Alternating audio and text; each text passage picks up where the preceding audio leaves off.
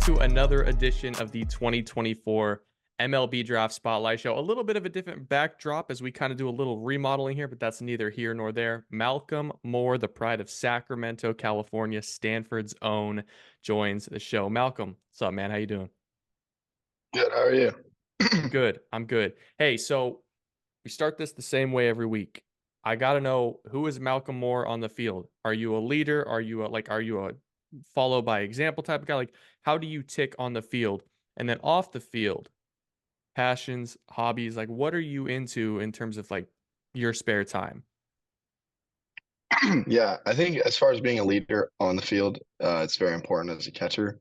So I kind of just naturally kind of take over that role here. I've kind of done that throughout my baseball journey as well. But for the most part, I feel like through practice and in the locker room and stuff, kind of just trying to be a lead by example guy. I feel like that's like the best way to do it is kind of just people are going to pay attention to you, and so you want to just be the best leader in that way. Um, and then you said off the field. Yeah, So passions, hobbies. What do you like to do with your spare time? I'm a big golfer. I like to golf a lot. So this summer, I was home for like a month after after Team USA, and I just had a bunch of time. So I was golfing a bunch and um, kind of just. I really like photography. Like I have like a camera, and I shared a hobby with Alberto Rios from our team last year. Kind of just got into photography at the same time. So, um, like film cameras and instant like cameras, I've gotten into. So, I love that. I love that. I like it when guys have a creative side because a lot of guys kind of get just stuck in the baseball mold. It's nice to kind of decompress, unplug, and get away sometimes. You mentioned Rios. Tommy Troy was there last year. Quinn Matthews was there. What's it been like being around so many decorated Stanford Cardinal with so many accomplishments over the last 36 to 48 months, man? 36 to 24 to 36 months. There we go. uh, honestly, it was awesome. Like those guys showed me how things are supposed to go around here. Like the way they came to the field every day, the culture that they brought, especially a guy like Quinn Matthews being our Friday night starter, but also just being like the biggest role model and leader and person, like a senior to look up to. It was honestly like super important for our team last year, and I think I've taken a lot of what he's taught me from last year into this year. Alberto Rios as well, like that guy always came to the field with a smile on his face, and they always wanted to talk, and they always wanted to help you out in some sort of way, like whether it be baseball or just like in life. So honestly, that was one of the biggest things coming here to Stanford was just the people here and the culture that they brought. I think one thing that's interesting, you mentioned Quinn Matthews, a senior last year. I mean, that guy had damn near 200 games under his belt. He obviously didn't start them all, didn't pitch in all of them, but he took in 200 games.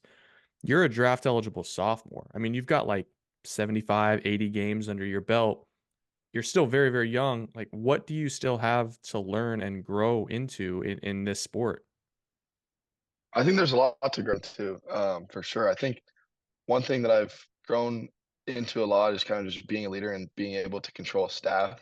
I feel like out of high school, I didn't really know what it took, but I kind of just let my personality go and like just like, all right, here's who I am, and that's kind of what the pitching staff needed, and that's kind of how I learned to just control staff. Is you need to know each and every guy how they need to operate while still being your own person. Because if you can be a rock for your pitching staff, like it's a very important thing.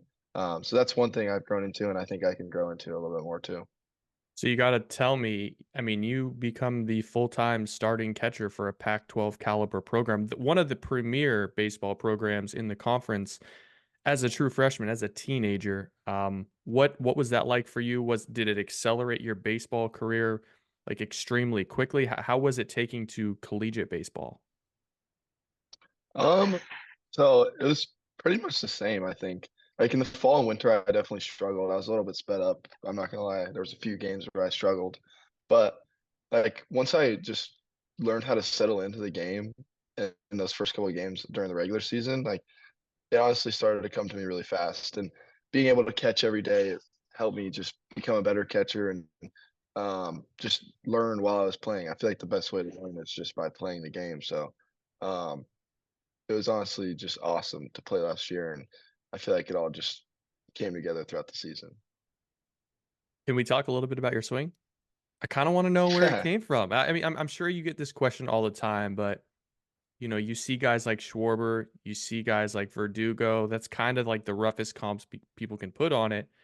Dude, how did the, like, 17 toe taps come to be? Honestly, I have no clue.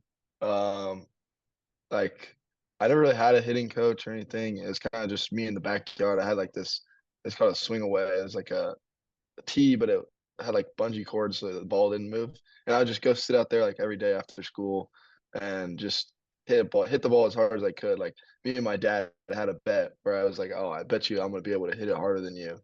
And he's like, "No, no way." But I sat out there every day and kinda just did that, and I just found whatever worked for me, and I feel like the toe taps, um, if you notice, like, sometimes I don't toe tap, sometimes I'll just, like, go straight into the swing, and sometimes I'll toe tap a bunch.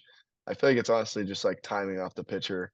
Like, if the pitcher's going slow, I have to stay in the box now with the pitch clock and, like, the not you don't have any offensive timeouts, so, like, I just toe tap a bunch. I don't know.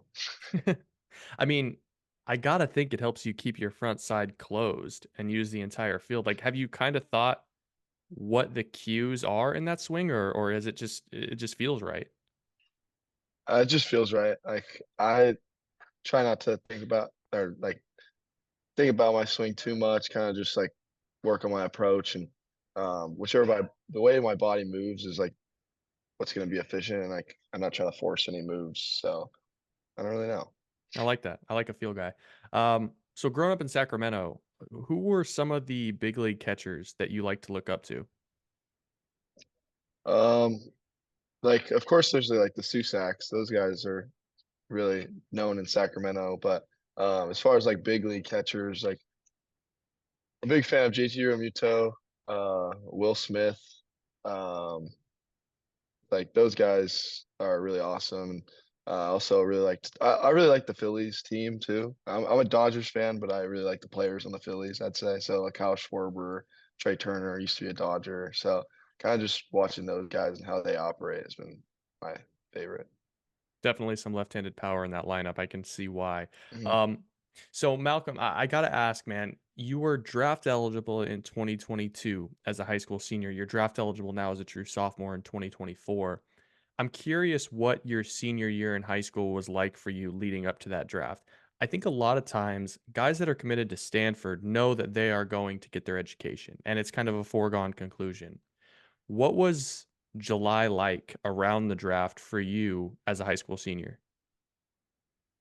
Honestly, it was just, like, a lot of unknown. I didn't really know much. Like, my senior year of high school, I kinda just went out there and played. Like, the team that we had, like, I think we had, like, 13 or 14 guys on the team, and it was, like, a bunch of guys who are never gonna play baseball again after high school, so it was just, "Alright, we're gonna go have fun, like, we're gonna go try to win games," and we were pretty good, like, we ended up winning games, so kind of just that's all I was focused on was just playing baseball. I wasn't really focused on anything like the draft or, July as in, like, the whole month of July, and kinda when it came around, it was just like, "Oh, like, I wonder what's gonna happen," but, I mean, it's really, like, the best of both worlds, like, I either get to go play at Stanford or I go play in the minor leagues, but, like, I think I made the right decision. It seems like it. Yeah, you've had a pretty decorated career to this point. Uh, so I gotta ask, man, are you into the data? Because I know Stanford is equipped with tons of analytical tools if you wanted to use them. I mean, dude, you light up a spreadsheet. You're a big spreadsheet guy in terms of the power, in terms of the approach. Like, do you ever dig into that sort of thing, or you just kind of let the chips fall where they may? I kinda just, like, let the chips fall as where they may as far as, like, spreadsheet stuff. I feel like, obviously, with, like, scouting reports, like, you're gonna look at the scouting report, and you're gonna get, like, the reports on the pitchers and all that kind of stuff, but, like, for the most part, as far as, like, stats and, like, like, all that kinda stuff, kinda just I mean, it's just a product of what happened in the game and can't really control it. No doubt. You leave you with a couple more and then get you out of here. Have you faced a large amount of adversity? Like, what's the biggest moment for you in terms of facing adversity and having to kind of climb out of it? Yeah, I think this year has been really a time of facing adversity for us. Like we last year, obviously, like our team was ranked pole to pole like the whole season, and we were ranked high and we were really good. This year, like we kind of struggled a little bit because we have a bunch of young guys and kind of being able to like grow into a leader role. Because I always was able to lead the team, but like being able to find a way to win games and find our identity has kind of been a learning moment for me and like a way of facing adversity because in the start of the year like we were struggling and kind of trying to figure out what we need as a team to grow and what we need individually to grow has been huge and I really think it's for the better. What's the greatest trait that you bring to a big league organization? Or I mean, if you're leading a pitching staff, like what's the greatest strength, the best trait that you can bring to the field? I think a really big strength of mine is like a short-term memory. Hmm. Like I'll have a short-term memory with guys like I'll always try to point out what they did well and like whatever they need to work on, like it's like, okay, we need to do this, but like, all right, like you need to know that like you still pitched pretty well, like your stuff was good. But kind of just bringing that positive energy, even like when things aren't going well, like because you kind of just have to stay level and you'll come out on the right side of things. It's a long season, am I right?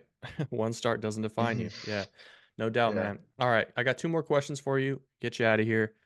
Let's say you play for, you're 20, right? So let's say you play for 20 more years. All right, you retire at the age of 40. What's the one song that you'd be comfortable as your walk-up song for the next 20 years? You can never change it. Wow.